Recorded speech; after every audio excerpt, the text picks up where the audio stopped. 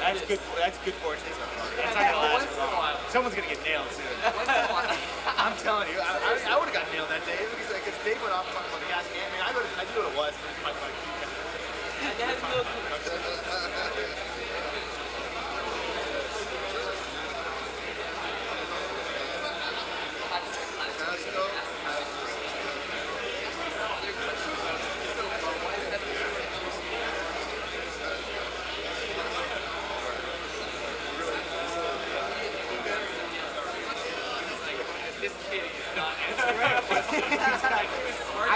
I couldn't yank it out of him. Like, there's no.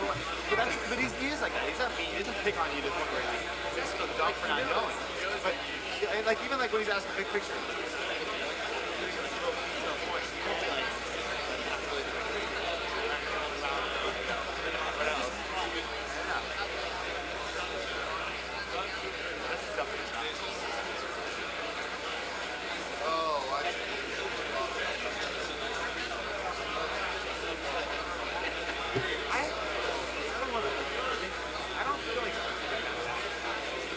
Jinx myself at all, but I'm like, guys, this is actually pretty fun. Like, this is actually somewhat enjoyable. We're not having it.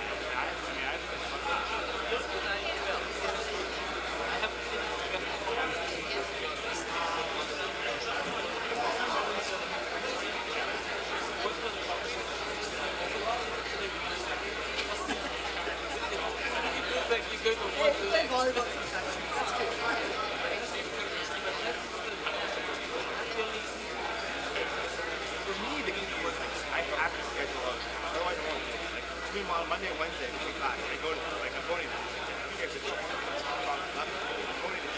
now whatever else. There's no schedule.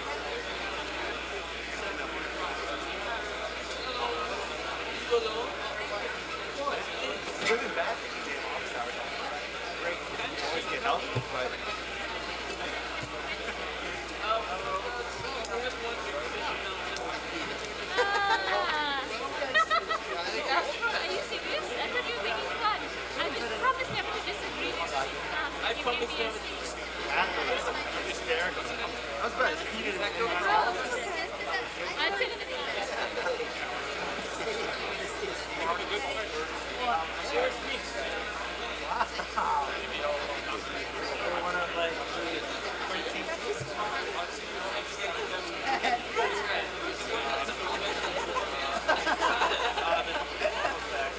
But what is the shadow price?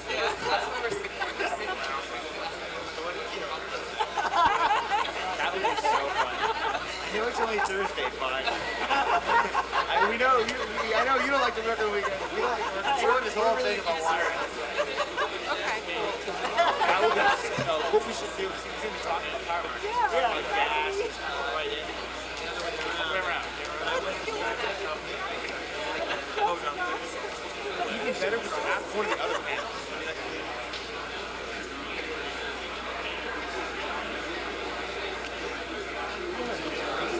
Good evening, ladies and gentlemen.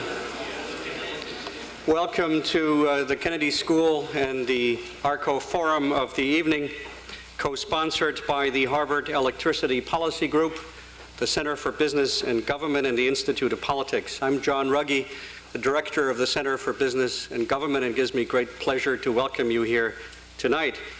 Our center focuses on the interplay between the private and public sectors, the balance of state responsibility and market responsibility. There's no area in national life in recent years where this relationship has been more tumultuous than in restructuring the electricity sector, the subject of tonight's discussion. In 1992, Congress passed the Energy Policy Act. This important legislation set the stage for the profound changes that have ever since preoccupied both business and government. In 1993, the Harvard Electricity Policy Group here at the Kennedy School was founded to provide a forum of analysis and discussion of the many intricate policy issues that are related to this area, to establishing a competitive electricity market, and to contribute to advance the national policy agenda.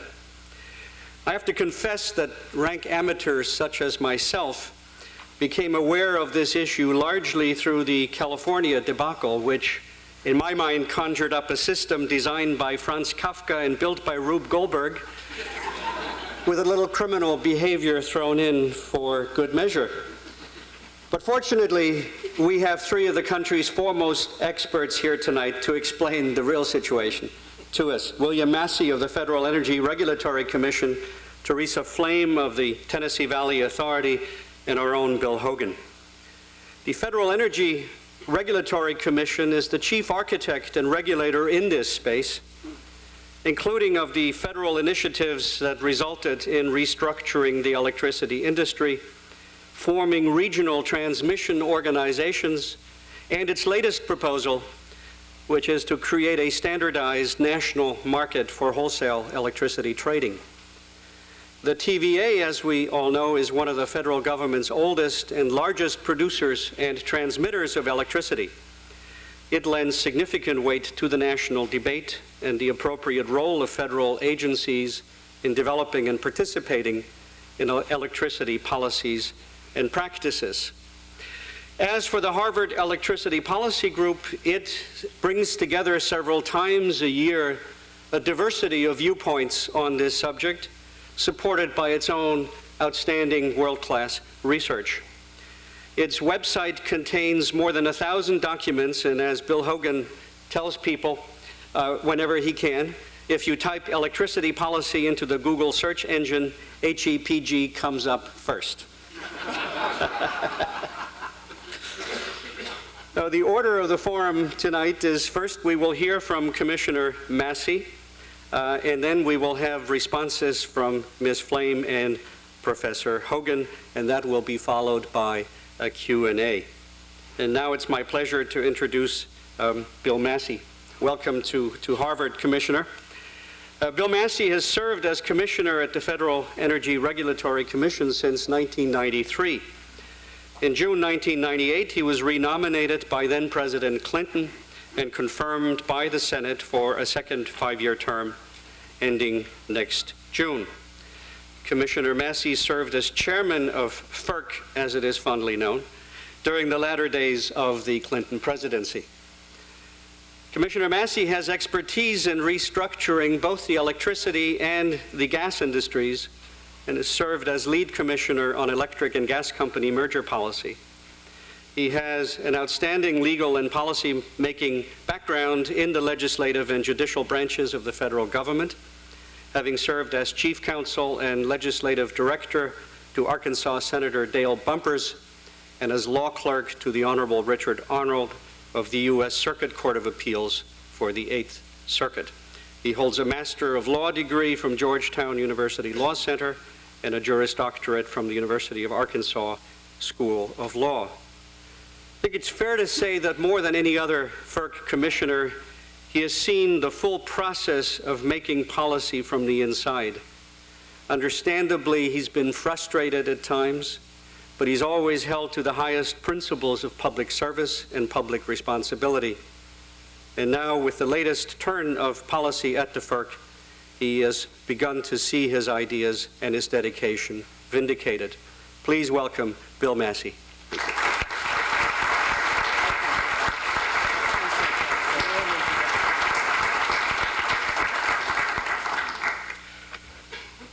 John, I want you introducing me wherever I go. That was wonderful. I was chairman of the agency for 3 days. But you know, John, I'm really pleased that you mentioned that in my introduction. It was the finest 3 days in the history of the agency. I want all of you to know that.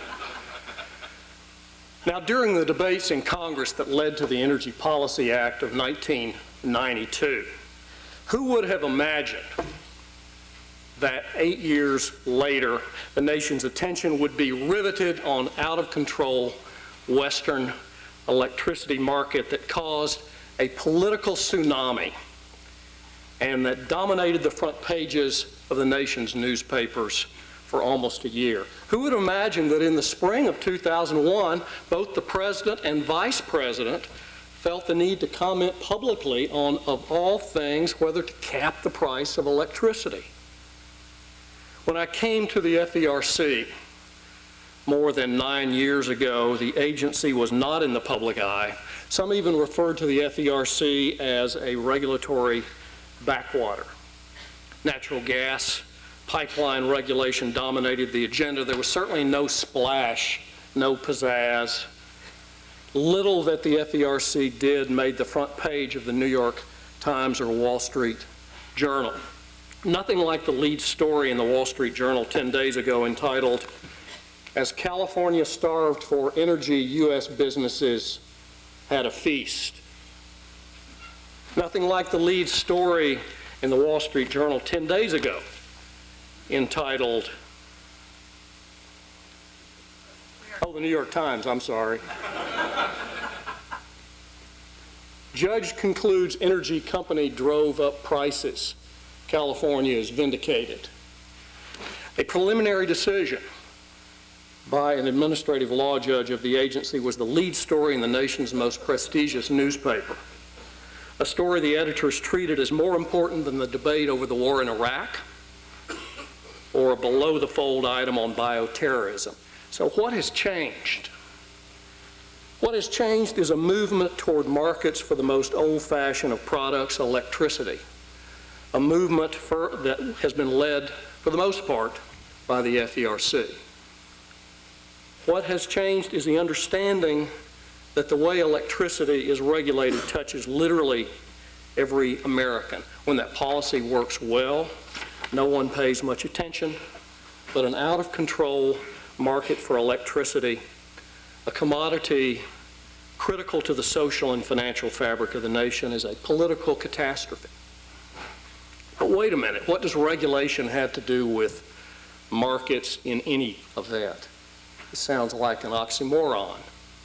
Shouldn't regulators simply open the market, get out of the way so the market can work its magic? The first problem with this philosophy is that there are monopoly facilities at the center of the market, natural gas pipelines or electric transmission wires. And another problem is that markets don't structure themselves and they don't fix themselves. Policymakers must set the rules for how the commodity is bought and sold, and must enforce rules for acceptable and unacceptable conduct, and there must be a regulatory cop on the beat. More about all of this later. Well, Congress enacted the Energy Policy Act in 1992 for good reasons. The flagging economy of the 1980s and nuclear programs had left some utilities with expensive excess capacity that they wanted ratepayers to shoulder. Large customers and so-called transmission-dependent utilities, such as municipals, wanted to be able to buy from the cheapest supplier. It's easy to understand that. Technological innovation boosted non-utility generation, and new transmission technology allowed power to be transmitted for long distances with lower losses. Thus, more sellers could provide electricity over a larger geographic market. So this was a chink in the armor of the old-fashioned local monopoly. Moreover, we were seeing the beginnings of success stories in restructuring some other previously heavily regulated industries such as gas, telecom, and airlines. So all of these forces combined because Congress listened to governors, mayors, others across the country. So competition, it seemed, was an idea that had arrived. So Congress passed this act, opened the way for non-utility generation by providing some exemptions, and they told my agency that we had the authority to order these vertically integrated monopolies that control the transmission grid to open their wires for customers or generators who wanted to sell elsewhere, and to do so on a case-by-case basis. Beyond those specific provisions, it seemed to be a fairly strong message from Congress that they wanted the FERC and the nation as a whole to move toward markets. I was named as a commissioner at FERC 9 months later, early in the Clinton administration when it was still in vogue to be from Arkansas.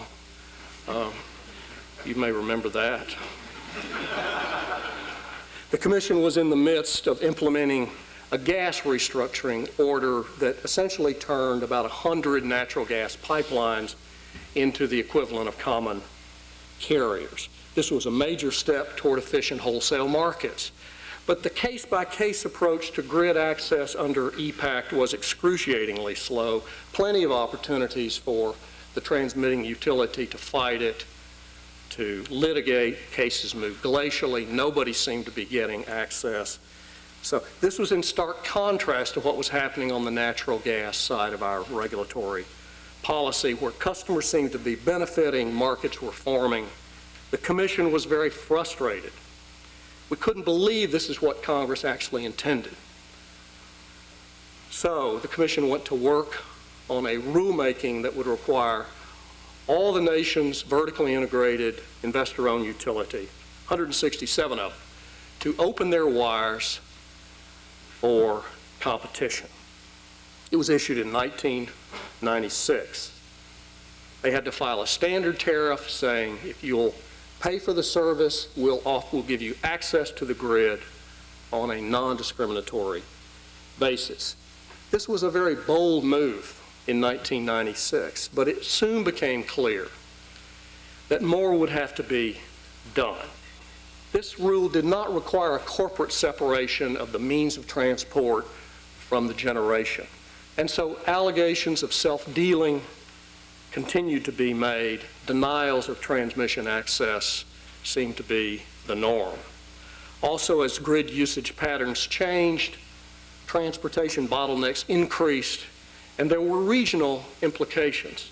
A transmission network divided among 167 corporate entities didn't seem well organized enough to handle the needs of emerging regional power markets.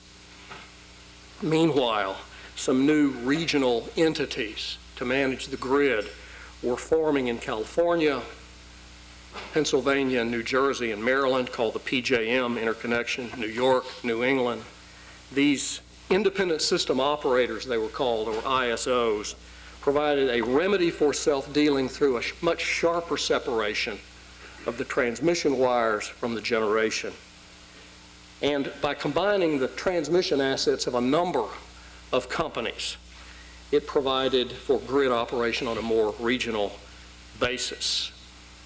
The Commission decided to build upon this successful model, and as John mentioned, we issued another order a couple of years later called Order Number 2000, which promoted the combination of these grid assets into regional entities that would be roughly congruent with the size of emerging regional power markets. These RTOs had to be sharply separated from merchant interest. They would manage the grid in real time, be responsible for keeping the lights on, and they would establish organized spot markets. So, more than 100 system operators would be collapsed into roughly 8 to 10 more efficient and more reliable operators for the entire nation. The problem was there wasn't a majority of the agency that was willing to push the industry quite this hard. And so it was a voluntary program. We mandated the voluntary participation in RTOs. So figure that one out. So as a result, this was a major policy change, but the result was mixed. There were a hodgepodge of proposals received from various parts of the country, some regions hastening to comply with the order, other regions dragging their feet. On a separate track, California electric restructuring was proceeding apace, first through the state commission and then through the state legislature. The fifth largest economy in the world required its utilities to sell off most of their generation, transfer control of their transmission to the California ISO. A separate power exchange was created to match wholesale buyers and sellers in day-ahead and hourly markets. The market structure, with its requirement for all transactions to use the power exchange and ISO more real-time markets, was seriously flawed. There was little forward contracting at all. plenty of opportunities for last-minute gaming and arbitrage between the power exchange and ISO markets. Well, this market structure required the approval of my agency. Serious questions were raised in our proceeding about whether this would actually work, a real focus on the design flaws. But to tell you the truth, my agency simply could not imagine rejecting a proposal made by the California Public Utilities Commission, backed up by the California General Assembly, signed into law by the governor. It was a plan designed by California, for California, and we deferred to it. We've relied on notions of regional deference, notions of cooperative federalism. We wanted to get along with California. Despite its flaws, until the summer of 2000, it performed fairly well. Prices seemed reasonable, supplies plentiful. Then prices spiked disastrously and stayed very high for a full year. Power that cost California $7 billion in 1999 cost a phenomenal $30 billion in the year 2000.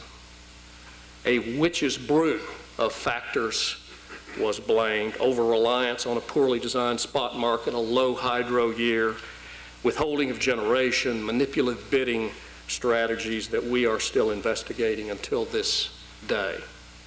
Well, the political reaction from California, as John mentioned, was shock and outrage. And as the high prices spread throughout the entire 12-state Western interconnection, the outrage spread. Although early intervention by my agency to limit the dollar level of the generators' bids could have put a stop to both the economic and the political carnage, the Commission's free market ideology conflicted with an obvious need for forceful intervention to restore sanity. So unfortunately, the Commission did not step in with effective mitigation for a full year. In June of 2001, we imposed some bidding caps and a tariff condition requiring all generation to be sold into the market. Prices immediately dropped. They stayed within reasonable limits. But severe damage had been done to the relationship between the federal government, and through my agency, and the state of California, and damage to the very concept of markets for electricity. If the price for electricity could quadruple in a single year, no one wanted anything to do with electricity markets. Moreover, the state was stuck with an oversupply of long-term contracts at that point, negotiated in desperation during the crisis when there was no well-functioning spot market to discipline the forward contract prices. So now my agency has before it extensive refund proceedings where billions of dollars are at issue, as well as numerous complaints seeking to reform these long-term contracts as well. What a mess we're in. Well, I haven't even mentioned the collapse of Enron, the world's largest energy trader, coupled with the disclosure of the now infamous Enron trading strategies, provided fresh fuel for the raging firestorm of controversy, raised new suspicions about the motivations of marketers and power sellers. Fat boy, ricochet, get shorty bidding strategies appeared to be ruthless attempts to manipulate the market to maximize profits well beyond what a reasonable market should bear. Then came disclosures that a number of sellers engaged in so-called wash trades, transactions that seemed to have no purpose other than to send a false price signal or to artificially pump up trading volumes. This type of funny business obviously damaged the very notion of energy trading and seriously eroded investor confidence in this business sector. Some generation and trading companies now teeter on the edge of bankruptcy. Well, this sounds like a somewhat gloomy story so far, but rays of sunshine and hope were breaking through the clouds about the time I became chairman of the agency. 3 days. The system and market operator for the Middle Atlantic states was known as PJM, a few thousand megawatts larger than California. It appeared to operate smoothly and efficiently under a system known as locational marginal pricing. And it was humming along during the California crisis. Both sellers and buyers seem happy. New generators are entering that market. Infrastructure improvements are being made. I think it's safe to say that market structure seems very popular with the state regulators as well, and that's critically important. For the last 5 years, we've been observing the PJM market as it literally hummed, oblivious to the problems on the West Coast. And our respect for that market design has been growing. Frankly, I've been championing it for about 6 years now. The New York ISO has adopted a similar market design, and the New England ISO is moving in that direction as well. So we know that wholesale electricity markets can work well with the right structure and the right set of market rules. That's point number one. Point number two is competition can spur an investment boom. Over 60 gigawatts of capacity was built between 1997 and the year 2002. Merchant transmission is entering the market as well. Point number three is that there is the potential for considerable long-term environmental benefits.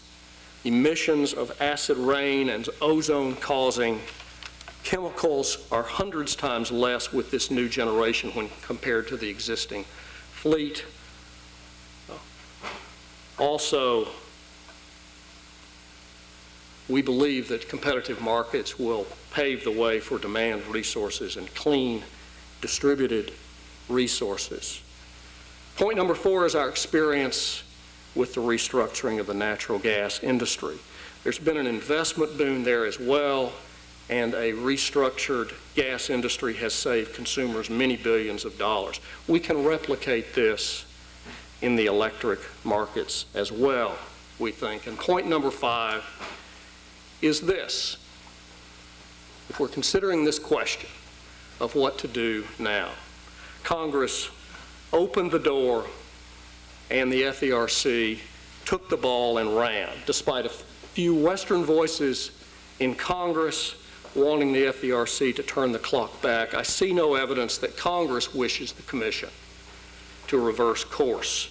True, we have some selling to do with our new proposal called Standard Market Design, which I'll talk about briefly in a moment. But my sense is that a congressional vote to return to cost of service regulation would be soundly thumped. My belief is that Congress wants us to make this work. Besides, more than 1/3 of our generation is now owned by independent companies that need grid access. Cost of service regulation in wholesale markets does not seem practical anymore. So the question before my agency now is, how do we move electricity policy forward in light of this California disaster? As with most painful episodes in history, we must learn from them. And the biggest lesson from the California experience is that market design and structure for electricity markets is absolutely critical.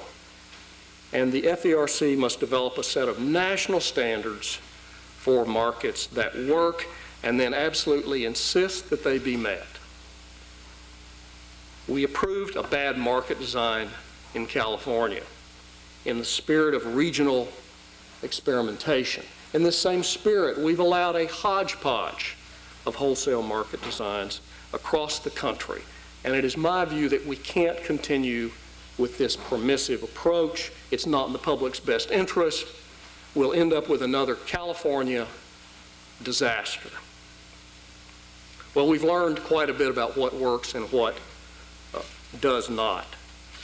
There's no reason to proceed with electricity markets unless they will work for consumers. That is my philosophy. And so in July, the Commission proposed what we have called a standard market design. It's not a sexy title. I wish we'd named it something else, frankly, because it's not that catchy. But that's what it is, a standard design for wholesale electricity markets that we would like to apply all across the country. It takes the best thinking about how electricity markets should be organized and would put it into place. Now, I'm afraid I'm running out of time here. So I won't go into a lot of detail about standard market design, but let me mention a few high points. It puts in place strong customer protections. I think this is absolutely critical. All market participants need to have confidence in the fairness of the market. They need protection from market failure and bad behavior. They need a regulatory cop on the beat. We require strong and effective market monitoring and a market mitigation program. Bids in congested regions would face stringent caps, and we would allow the regions to implement more limited bids under unusual circumstances. We'd like to put in place a so-called resource adequacy requirement that would require all load-serving entities to ensure that they have sufficient resources lined up to meet needs 3 years hence. It recognizes the importance of a vital, organized spot market. It uses the concept of locational marginal pricing, which I'm sure that Professor Hogan will comment on in his remarks.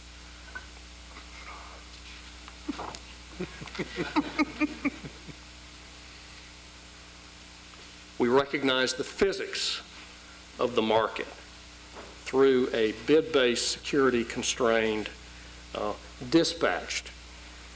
Let me cut out some of this detail.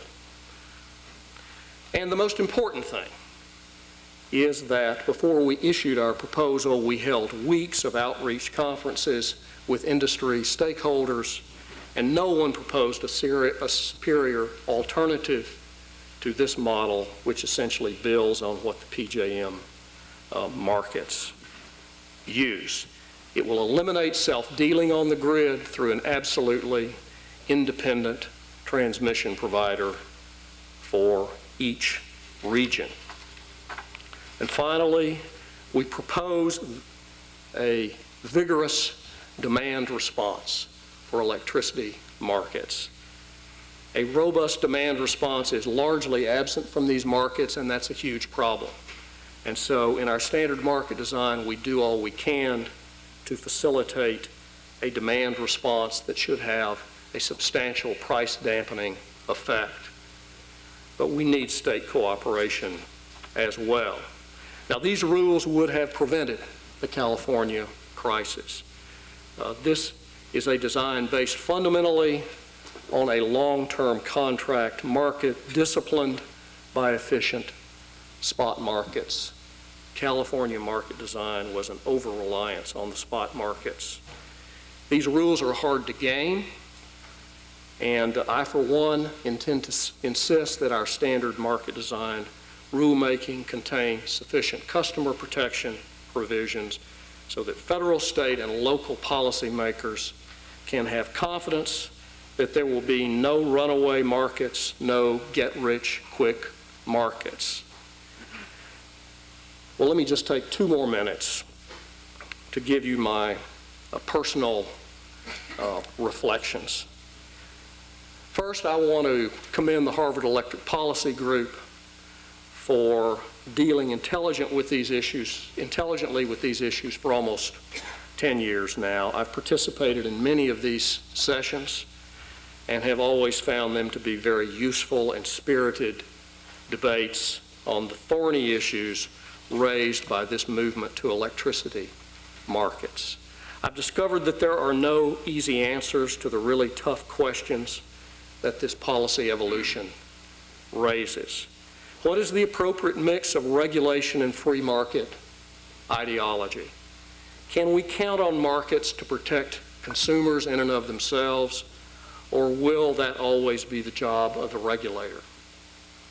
How do we balance the need to spur new investment with the need for customer protections? Before the speech tonight, I was speaking with a number of you in the audience about this very, very difficult question. How do we create, if we're going to use a market-based approach, how do we create markets that are politically enduring? Now, some of you in this audience may blanch when you hear that. Politically enduring markets? Sounds like political interference with markets. But this is electricity.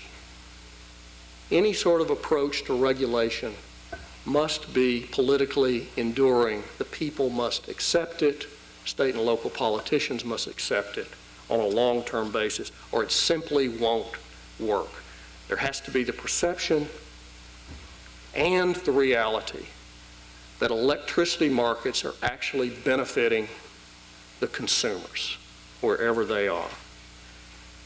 Any policymakers in an area this complex must become comfortable dealing with a high level of ambiguity in the policy debate, where there are good arguments on virtually every side. Yet despite the ambiguity, someone has to decide. And that's been my job. Having decided, one also has to have the confidence, the courage to change direction when arguments to do so are persuasive. So the last 9 years have been filled with both exhilaration and frustration. Exhilaration when the Commission's policy choices actually yield consumer benefits, because that's what it's all about as far as I'm concerned. Huge frustration as prices skyrocketed out west and the Commission did not have the political will to intervene forcefully and early to stop the political and economic carnage. And I regret that. We must do better. I'm determined that we must and will make these markets work for customers. Thank you for inviting me here tonight.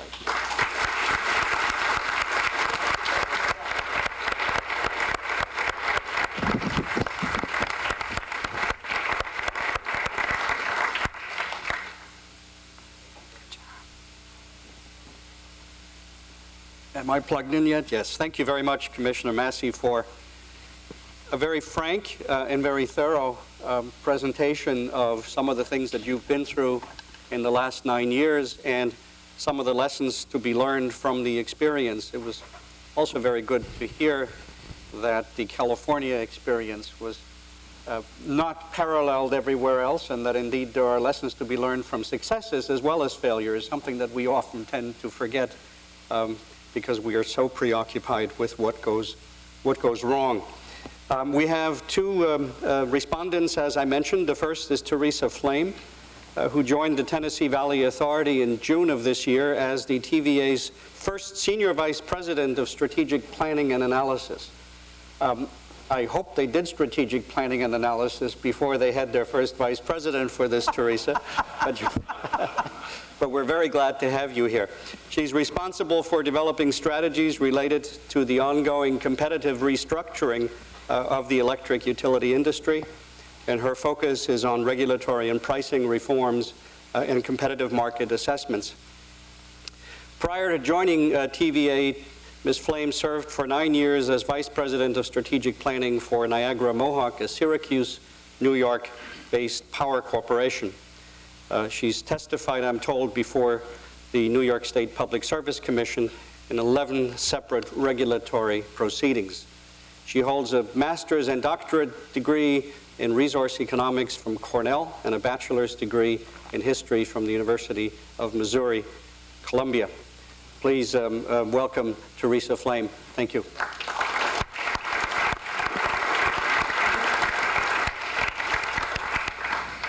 Thank you for inviting me here tonight. Looking back on the last 10 years, and it's been almost exactly 10 years in a few weeks since the Energy Policy Act was passed, and most of my time was spent at Niagara Mohawk, which was a large investor-owned utility in upstate New York, which was on the bleeding edge of restructuring financially. I was promoted to Vice President of Strategic Planning at Niagara Mohawk 4 months after the National Energy Policy Act was passed. And Bill Davis, who was then CEO of Niagara Mohawk, said to me, here's your job. I want you to figure out what's coming, how bad is it, and how are we going to deal with it. And about another 4 months later, we had our first preliminary report, and I went into Bill's office and told him to sit down, and I said, Bill, I think we know what's coming, and we are in very deep yogurt here. Actually, that's not what I said, but when I told Bill Hogan what I actually said, he pointed out this was going out over C-SPAN, and I had to clean it up, so we'll go with yogurt. Now, about that same time, I remember attending my first Harvard Electricity Policy Group meeting, I think it was in May of '93, with Bill Davis, and I remember a very brave utility chief financial officer presented the very first results that I had seen in a quasi-public forum of stranded costs, which of course were costs, primarily investments in generation plant, but also contracts that would not be recoverable if power were suddenly priced at then prevailing market prices. It was billions of dollars of exposure, many times the shareholder value of the entire corporations, and it was very scary. Now, seeing those numbers must have affected Bill Davis profoundly because he never came back to another Harvard meeting after that. But I did, and for the next 10 years, found it to be an incredibly valuable forum for all of us who are struggling with these very hard issues. The stakes were enormous. I mean, financially, we were talking about life or death issues. The public debate was intensely adversarial at best, and at times personally vicious. And the Harvard Electricity Policy Group provided a sorely needed haven, a place for key decision makers to come together, put down your swords, stop the public belly bucking, and really try to figure out how could we address each other's underlying concerns so that we could move forward in a constructive fashion. I mean, where else could someone like me, a newly promoted vice president of strategic planning, say to a Phil Sharp, who was then still chair of the House Energy and Power Subcommittee and principal architect of the Energy Policy Act, a question like, Phil, what the hell were you thinking? To pay tribute, and we said that, right, Phil? A truthful man. And one of the things, when I was invited to participate here, one of the first things I wanted to do, of course, was to make a top 10 list of my most favorite quotes that I had heard in these sessions over the years, but then I realized I couldn't do that because all the sessions are off the record, so they couldn't be attributed to people, but suffice it to say that with colorful personalities, and in some cases now infamous personalities like Jeff Skilling of Enron, Peter Bradford, and Erwin Stelzer, there would have been no shortage of quotable quotes to pick from. Now, in the early years of restructuring, I used to like to talk about the 4 categories of problems we face that made restructuring this industry so hard. Category 1 were the money issues. Who's going to pay for stranded costs? Category 2 were the technical issues. How do you design efficient wholesale markets that work? Category 3 was the who's in charge issues. This is state versus federal jurisdiction, but it's also public power agencies who are often subject to neither. And the 4th are the how do we get from here to there, or the very difficult institutional transformation issues. Now, I used to think, and I don't think I was alone, that stranded costs were the insurmountable barrier to restructuring. But that issue, for better or worse, seems largely to be resolved today. And despite the current controversy over Category 2, the design of the wholesale market, here too, I think we have far more consensus around what are the fundamental market design issues than we had 8 years ago. And here again, I think the Harvard Electricity Policy Group played a very valuable role, not just in providing a forum, but in an unrelenting focus on identifying and addressing what the real underlying issues were. So much progress had been made in New York, in fact, that I was actually starting to get bored. After all, in a few short years, Niagara Mohawk had managed to sell all of our generation. We opened up all of our markets, all of our retail markets to competition. We set up a working wholesale market in New York, and we worked out a pre-bankruptcy settlement with independent power producers, resolving about $6 billion worth of potential stranded cost exposure in above-market contracts. And finally, we sold the company to National Grid. So there was practically nothing left for me to do. So when the Tennessee Valley Authority offered me the position as head of strategic planning for the largest public power agency in the country, I decided to move south. And 2 months later, the Federal Energy Regulatory Commission issued its notice of proposed rulemaking on the standard market design, and it inadvertently restarted the war of northern aggression. Which, of course, I learned as soon as I moved down there, that's really what it was. So for me, life again is very exciting. In about half of my meetings with our distributor customers to date, I have taken a beating because the Tennessee Valley Authority has not yet opened up its markets.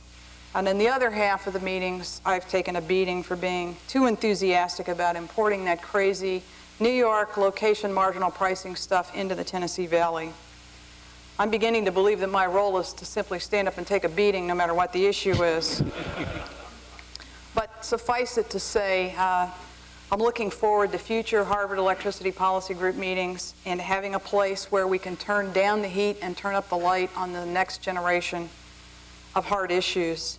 And finally, for those of you in the audience who might be contemplating your future career options, if you are interested in public service, if you are energized by hard and important problems, and if you really want to make a difference in an industry that's vital in every way to life as we know it, then I highly recommend that you consider working in the field of utility regulation. We need all the bright minds that we can get focusing on this industry, and I truly believe that the quality of regulation is going to make or break our success. And by the way, if you happen to come from a highly dysfunctional family where there's a lot of screaming and yelling over issues that aren't really the underlying problem, you're going to feel right at home. Thank you.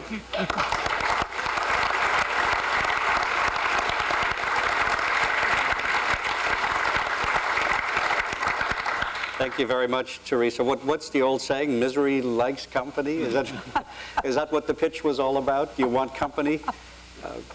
This is an exciting field, and I particularly appreciate your encouraging our students to take an interest in it, because public service is conducted in a variety of different ways, and this is certainly one, and an important one. Bill Hogan is well known around the Kennedy School and doesn't require much of an introduction. He's an outstanding economist. He's head of the Harvard Electricity Policy Group, as you know. He also directs the PhD program at the Kennedy School of Government. My only problem with Bill is it's so hard to pick him out in a crowded room. Bill, please. Thank you. Well, I'm eager to have this opportunity to say a few words about this issue and to try to emphasize some of the themes that you heard from Bill and Teresa. I think Bill Massey did an excellent job, a tour de force actually, going over the history of what's happened here. And I agree with what he said in his characterization of the story. When Ashley Brown and I were talking about organizing the Harvard Electricity Policy Group right after at the time of the Energy Policy Act being passed, one of the things that we recognized was that this was going to be profound. This was not just a small change. This was going to be a very fundamental, sweeping change across the industry in ways that very few people could see or fully understood. I used to characterize it at the time as saying that this was going to change everything, even the definition of the words, and that is true. So ideas and concepts that we used to talk about one way just became irrelevant, and we had to redefine the terminology and how to talk about it. And it's been an interesting process over the 10 years in the way that you've heard Bill Massey describe it. And I'm still, in some sense, groping myself, trying to understand everything that's happened, to have a story about why has it turned out to be so hard, and why has it turned out to be such a continuing and difficult problem. And I don't think I fully have come to grips with that. But let me just offer a couple of suggestions about that I think are important about it. First is it is a fundamental change in the way you think about this problem, and it is something which, as Bill said, it doesn't lend itself to easy answers. There was a view in the early days offered by some, Jeff Skilling being an example, that all you had to do was abolish the Federal Energy Regulatory Commission. If it would just go away, this problem would solve itself, and markets could solve this problem by themselves. And that is a deeply mistaken view for many of the reasons that Bill actually described. It's not surprising that a professor at the Kennedy School of Government at the Center for Business and Government would have the view that, well, this is a little bit more complicated than you think, and that there are roles for each of these activities, and trying to sort out what has to be done is not so trivial. But the evidence is quite clear from the experience is that markets can't solve the problem of market design, that this is fundamentally a problem that requires the public interest, requires government, requires regulators doing what they're trying to do. As we've watched that process go on, partly from a little distance from Washington that I enjoy here, it's been a somewhat breathtaking process from my perspective, because we go through these cycles where there's a lot of conversation about what to do, and then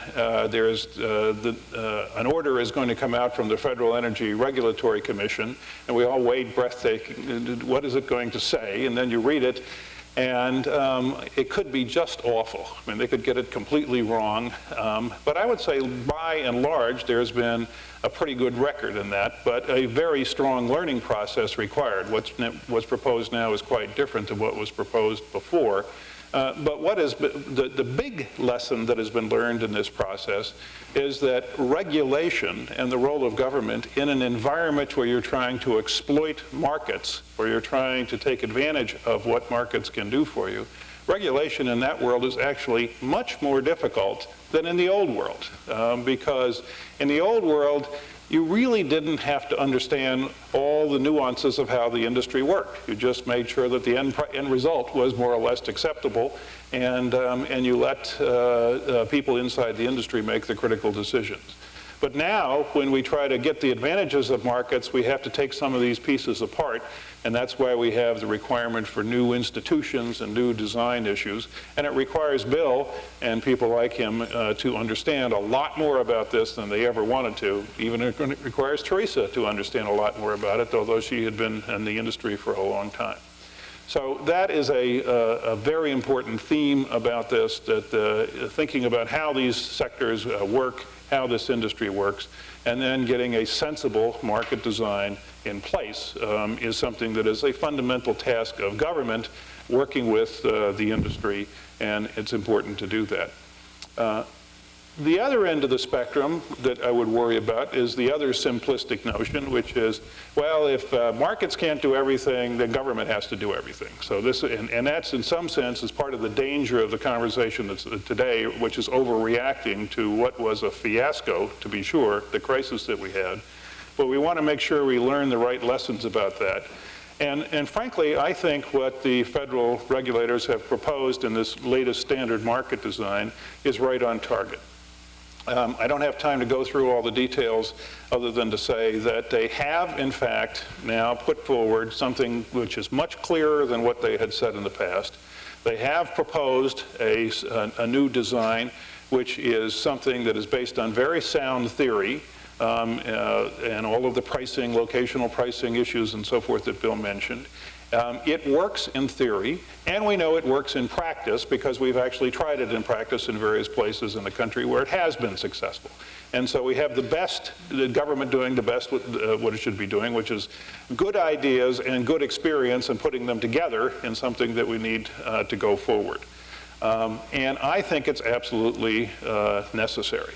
I'm very worried and have been worried for quite a while, as you know, from previous conversations that we've had, that we're in a dangerous state right now.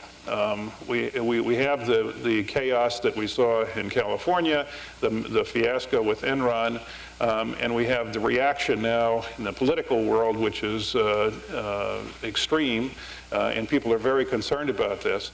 I think it's very difficult to go back to where we were before. And I think it's very dangerous to stay where we are, because we're only partway there in putting the institutions in place. I think the only practical solution for this country is to go forward and put a sensible design in place of the type that the federal regulators have proposed. I think they recognize this. I think that's their view, and I'm very happy to see that that's the direction that they're going. And I think it's absolutely necessary. And it's not the only thing that we need to do, but it is one of the most critical steps. It is being attacked in every way that you can think of, in ways that are sometimes legitimate in terms of fair argument about the substance, and in sometimes ways that are not so legitimate in the mode that Teresa talked about, where people have other agendas that they're trying to fight out under the guise of this issue. But I think what the task that we have before us, that I have before me and others like me, is to do what we can to go as public as we can about this over the coming months, to clarify what's going on, both in terms of what it is and what to do, but even more importantly, to clarify why it's so critical that we do it. It's absolutely necessary, and I'm glad we're doing it, and I certainly hope it's not too late. Thank you.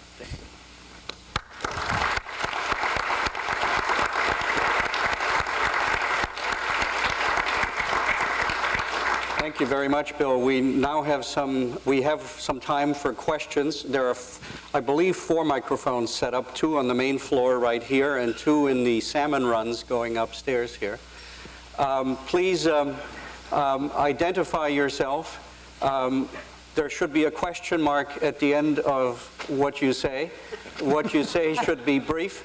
And please direct your questions at one of the panelists, or if you want more than one to answer it, please so indicate. Sir. My name is Alan Barringer. I want to thank Teresa for teeing up my question, but it's really to all 3. You mentioned the magic word stranded cost, words that I think have been forgotten in this debate. Those stranded costs have a legacy, a tail, called rate caps. And that the contracts that we entered into with the assistance of our states have done more than anything to mold our reactions to these markets.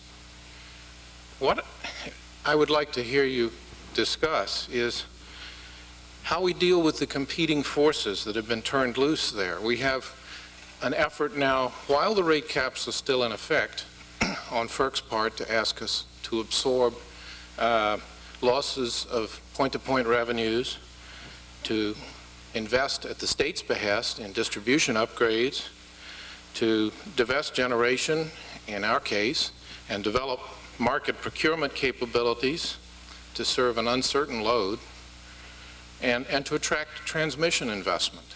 And especially on that last point, is it any surprise to you that during the rate cap period, you're not seeing that transmission investment come forward from the traditional utility sources for it?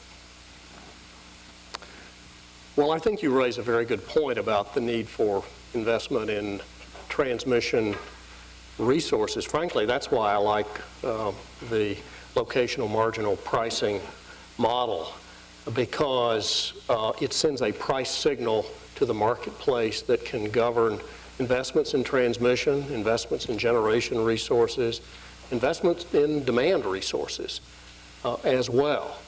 And so I like it for that reason. Number 2, we allowed the recovery of stranded cost in order number 888. There was a debate within the industry about, and within the agency, about whether that was a good idea or a bad idea. It was basically a political deal.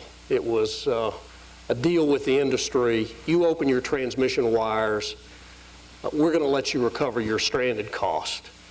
A number of economists all over the country pilloried the idea because they didn't believe it was economically efficient, but it might have been the linchpin that allowed us to actually do that bold order, or it was bold back in 1996, order number 888, where we required these 100-year-old vertically integrated companies for the first time on a generic basis to open their transmission wires. So that's the context in which I think about stranded cost. Either one of you want to add to that? Yes, sir. My name is Bill McCamley. I'm a second-year student here at the Kennedy School, and I admittedly don't know very much about this issue, but when I was working in our state legislature in New Mexico, it was the year after California, and any attempt at deregulation basically got tanked. What did come up was an effort to look into rural electric cooperatives, and I'm curious as to your views on co-ops and whether they have a future in the electric industry in this market-based thing going on. Who wants to take a crack at that? I'll start, Teresa? working Yeah. for a public power agency now as I do. I think the role of public power is an interesting one, and one of the questions that has to be figured out. But even when I was working for an investor-owned utility, I came to the conclusion that public power is something that in our political democracy we allow areas to do. People have the right to organize and decide if they want to provide something collectively through a government structure or a cooperative structure. And I think they are not going to go away. And I think new ones will be formed, as we're seeing out west, as utilities are starting to be up for sale. There's interest in buying them out. The hard question, I think one of my own view is that when you have a competitive market where you have open access at the transmission level, you have to have all of the major transmission owning players participate in that market, or it's not going to work very well. So that is, but I think that can be done. We have in New York State a very large public power agency that participates in the New York market, and it can be done. So there are certain pieces of it that have to work together in order for this market to function. Let's go over here. Penty Alto, PJA Energy Systems Design. I would like to congratulate the Commissioner for the standard market design. You could call it sexy market design for the amount of heat that it's produced in discussions. Or sadistic market design, maybe. Teresa suggests sadistic market design. Okay. I'm a fan, though. I'm a fan. Don't take that the wrong way, Bill. The area that concerns me with it, however, is while I believe that the structure as a whole is a properly aimed one, I don't think it addresses the needs of smaller participants, particularly load for the most part in many of the distributed generators that might be out there.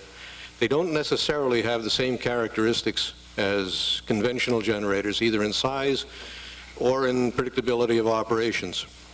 So the requirements of scheduling and bidding and such can get to be severe burdens for smaller players. I can't bid my toaster, I can't bid my windmill either in a practical way. We can profile them, but that's a gamble. What I would suggest as a possible improvement might be to make the real-time market real-time, so that it represents the physical performance of the system. Is that possible under the current design? As I read it today, it seems to be saying that I have to bid an hour before, and that's about the best I can do. And then still, even if I buy it at the spot price, I still have reserves that I need to buy as a buyer. I still have other types of bidding and scheduling issues that I need to attend to. Can we come up with a fully loaded spot price that can be used for smaller participants, maybe under 10 megawatts or something like that, either buyers or sellers, so that when they pay the bill, they paid it all, and they'd have no other obligations other than to pay their bill or get paid? Thank you. Well, I can just tell you we intended to propose a design that would be very friendly to distributed resources, demand resources, and others that have been sort of aced out of the markets up until now. We have no intention of making it, of there being a lot of ledger domain that you have to deal with. So I'm open to ideas about it because the commission is well-intended in this area. What changes need to be made in the design of the market to accommodate these resources? Give us some ideas. Give us some proposals, and we will very seriously consider them, because that's one area where we know policy has to change in order to encourage these resources. We also have underway an interconnection rule that we hope will pave the way for smaller resources, removing a lot of the log jam, a lot of the ledger domain minutia that's involved in having to actually interconnect one of these facilities to the grid. So talk to us during the comment period. Tell us what improvements should be made in order to facilitate entry by these resources. Thank you. It'll probably take a little longer than we have here. So. Yeah. Over here on the right. Mark Cooper, Consumer Federation of America. I actually participated in Niagara Mohawk's stranded cost case, and about 25 or so other stranded cost proceedings on behalf of consumers. And I remember. What? You remember? I remember. Yeah, and our problem is we paid 100% of the stranded costs, or in California, I think we paid 120%. And no, you were about $2 billion short. And then we paid we paid a few other stranded costs. But my central observation is, and I want to go to a big picture because the details are very, there's lots of details. The interesting thing is Commissioner Massey mentioned 4 industries in his discussion of why we've learned that the movement towards markets, which Professor Hogan sort of says we've better keep going. He mentioned gas, telecommunications, airlines, and electricity. And I submit 3 of those 4 are a source of major concern these days, and a really legitimate debate about whether or not we really do need to push forward. That is, the old system may in fact have worked a lot better. In electric utility, a simple ownership system based upon the cost of service certainly had inefficiencies, but it did not generate the aberrations. And it kept the lights on. There was no shortage of investment. We consumer advocates always complained about too much investment. And now we have to worry about too little investment.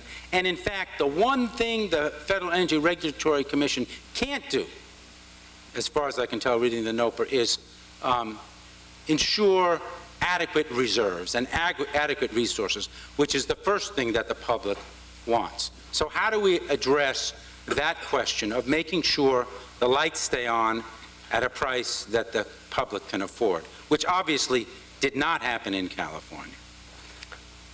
Bill, do you want to start with that one, since you were referred to and the question? Well, I think that there's a whole series of things that have to be done, and there are some things, as we have talked before about, that I think are necessary, but they're not sufficient.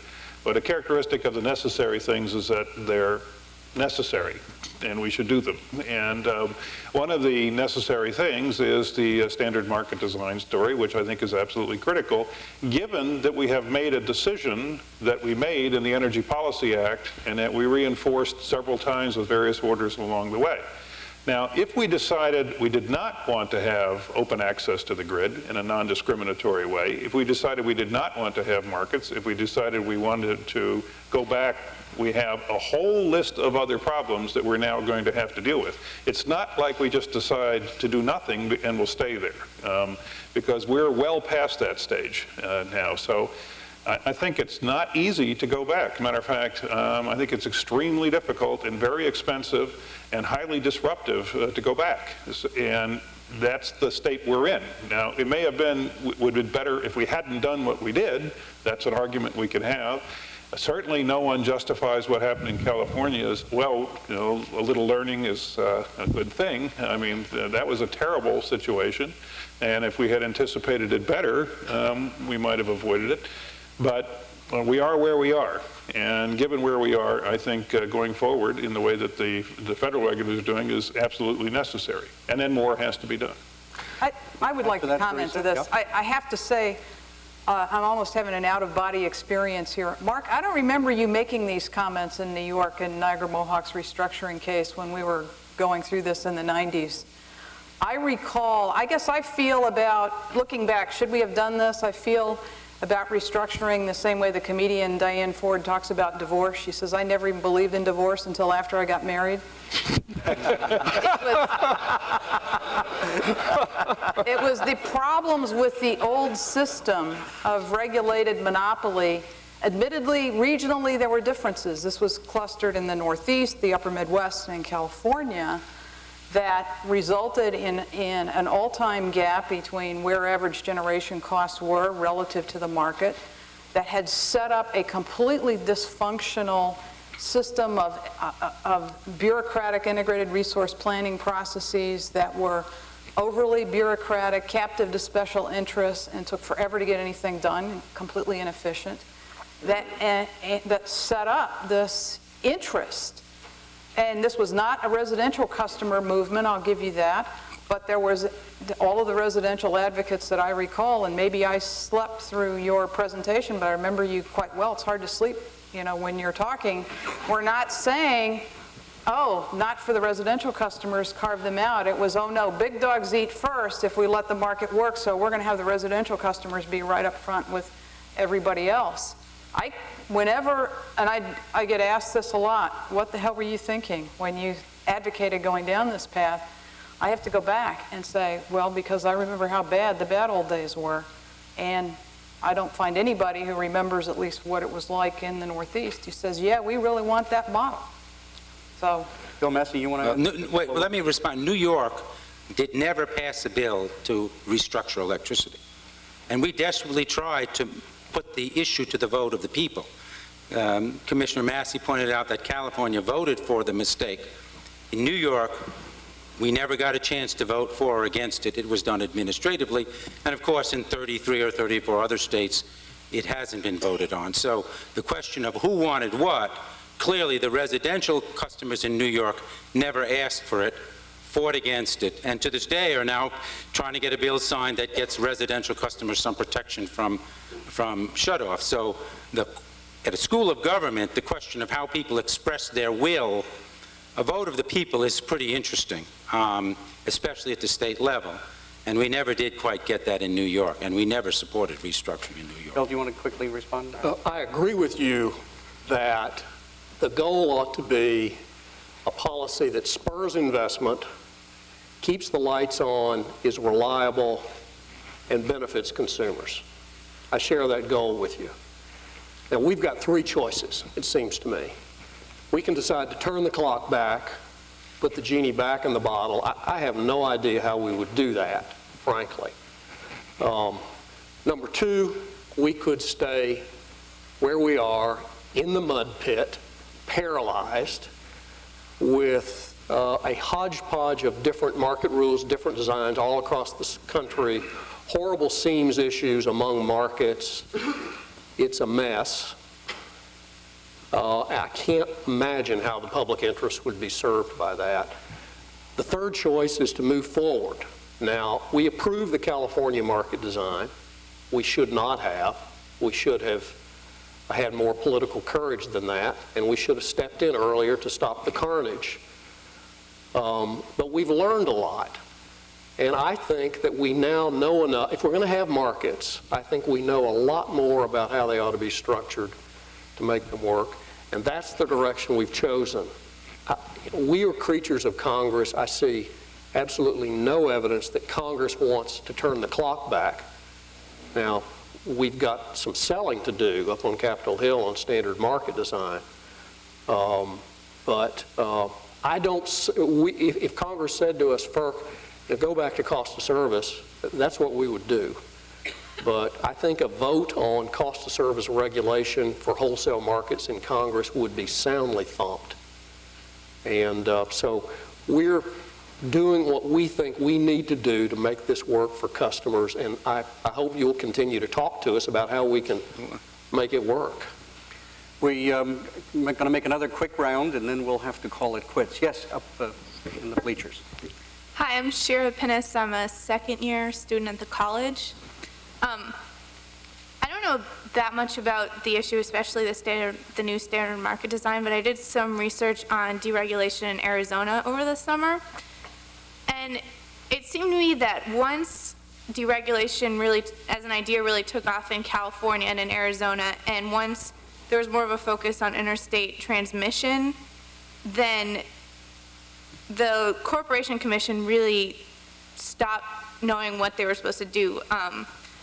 It seemed there was a real, the people in Arizona seemed to think that they were basically turning Arizona into like an electricity farm for the rest of the region, because there were dozens of new power plant proposals and things like that, because it was seen as easier to get it passed in Arizona. And the Corporation Commission just really was at a loss because they weren't used to dealing with as many interstate issues.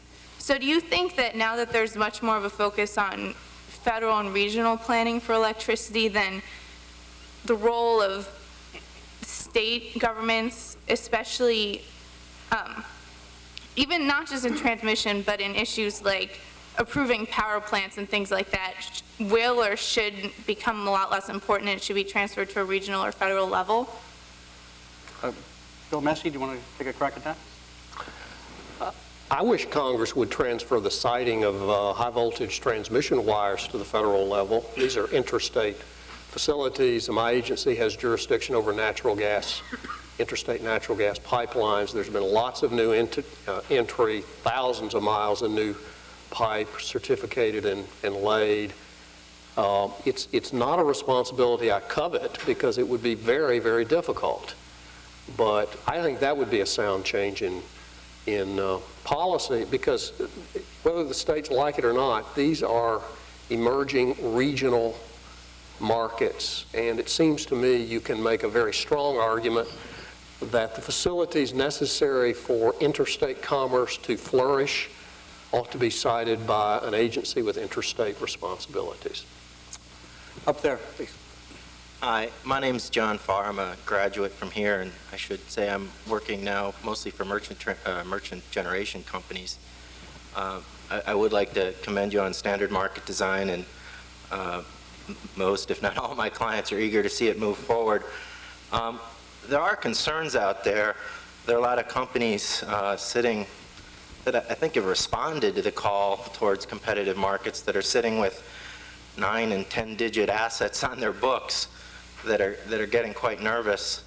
So my question is, and I think it's a big challenge going forward, is how do you ensure appropriate, adequate, and efficient opportunities for fixed cost recovery in standard market design?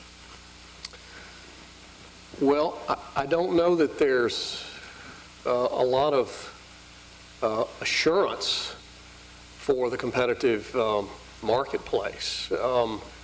The notion is that new generators will enter the market when they see opportunities, when they see price signals arising from locational marginal pricing, and then it's a market. We want to put in place customer protections that may limit bids under certain circumstances, and somehow we've got to balance the need for entry into the marketplace. Jeff Trannon and I were talking about this just before the session tonight, and this to me is the toughest issue. And I'd love to hear Mark Cooper's ideas, anyone in this audience's ideas about this. How do we spur the necessary entry into this marketplace so that we have enough generation, we have enough transmission, we have sufficient demand resources, and we have distributed generation? The gentleman asked the question about that. And at the same time, be able to protect customers from a market that might spin out of control. How do we do that? And that is a very delicate balance, it seems to me. It allows for prices to go up under certain circumstances when there's a shortage. And when there's plenty of resources available, prices are low. But we want those price signals in the marketplace. We want to spur new entry, but we want the prices to remain reasonable. And as I said, for the market-based approach to be politically enduring. We have time, I'm afraid, for only for one more question. We'll take the question. Thank you. I'm Roy Hemingway. I'm the chair of the Oregon Public Utility Commission. And I have a question for Commissioner Massey, and perhaps Bill Hogan would like to comment as well. And that is that, as you know, the standard market design proposal has not been well received in the West. It's been very strongly criticized by politicians, some regulators, not me, but others, and by public power. They perceive it as being an unwanted intrusion of federal authority into legitimate state affairs.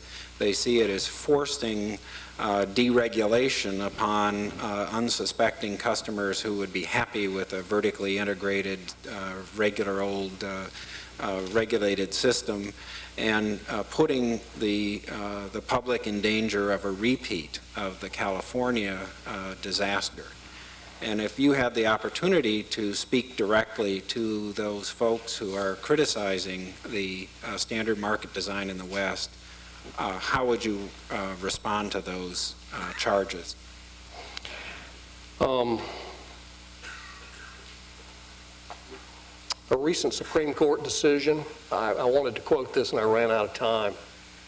Now these are the 9 members of the U.S. Supreme Court. The court found that, quote, any electricity that enters the grid immediately becomes a part of a vast pool of energy that is constantly moving in interstate commerce.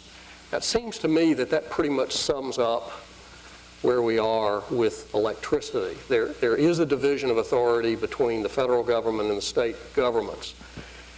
But if we're going to have a market-based approach, and it seems to me that we are, at least at wholesale, what we're talking about is this vast pool of energy that moves randomly in interstate, well, not randomly, I suppose, but according to the laws of physics, in interstate commerce. And there's got to be some regulatory system and institutions in place, it seems to me, that is capable of making tough decisions with respect to the regulation of this commodity. The entire Western interconnection, I know you well, Roy, and you know this, literally functions as one big machine, the high voltage transmission grid in over a 12-state area.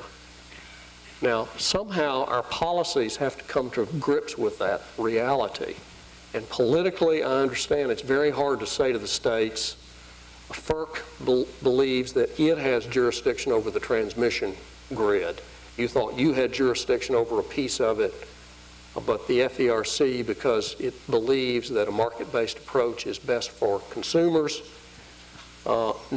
requires a single rule, a single tariff for transmission uses. Now that's what we've proposed. It's bold, it's controversial, it's the right thing to do.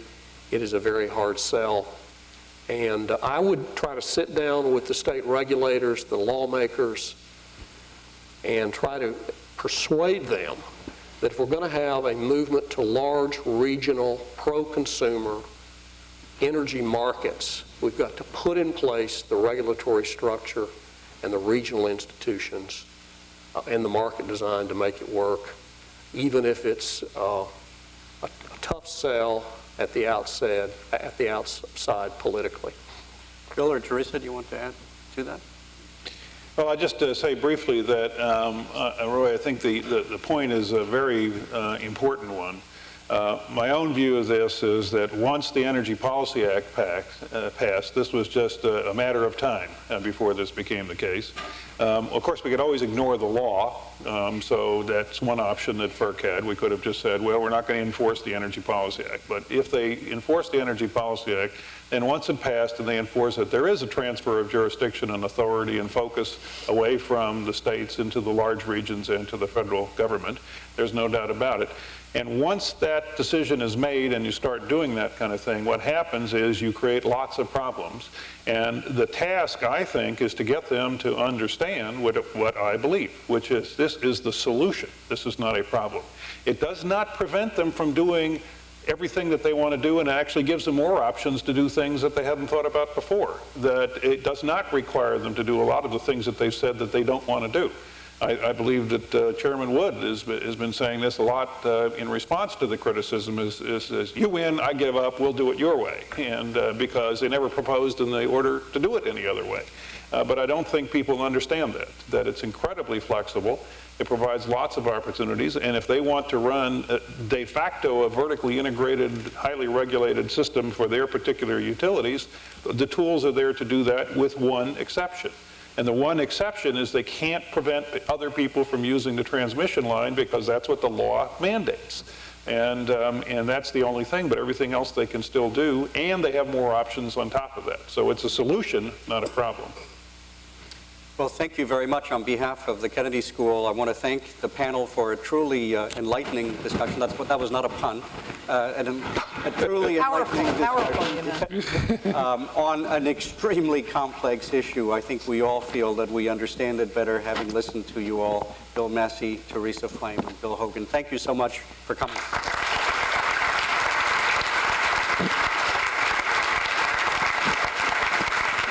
Thank you, sir.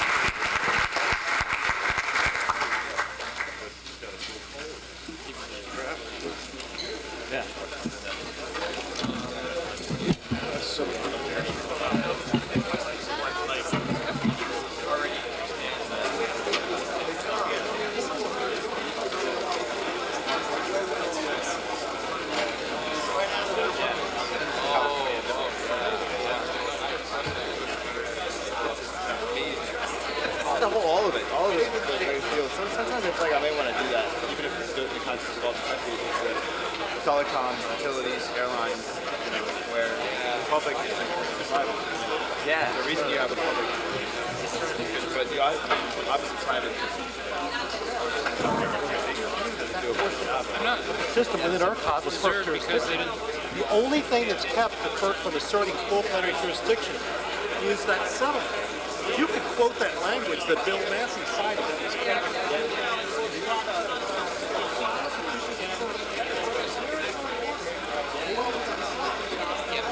Oh, no.